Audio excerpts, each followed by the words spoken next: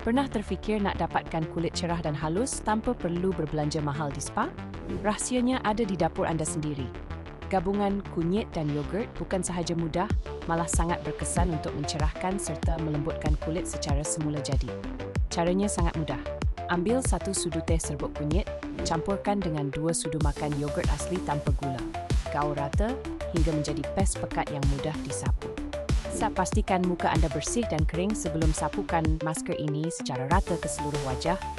Elakkan kawasan mata dan mulut yang sensitif. Biarkan selama 19 hingga 20 minit supaya bahan aktif kunyit dan asid laktik dari yogurt dapat meresap ke dalam lapisan kulit dengan sempurna.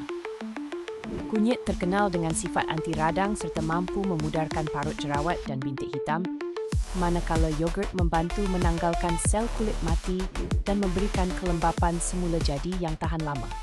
Setelah masker kering, bilas dengan air suam dan lap muka dengan tuala bersih secara perlahan. Amalkan 2 kali seminggu untuk hasil yang ketara. Kulit lebih cerah, licin, lembut dan berseri tanpa perlu kos tinggi atau produk kimia berbahaya. Dengan rutin mudah ini, anda boleh miliki kulit impian secara semula jadi di rumah sahaja.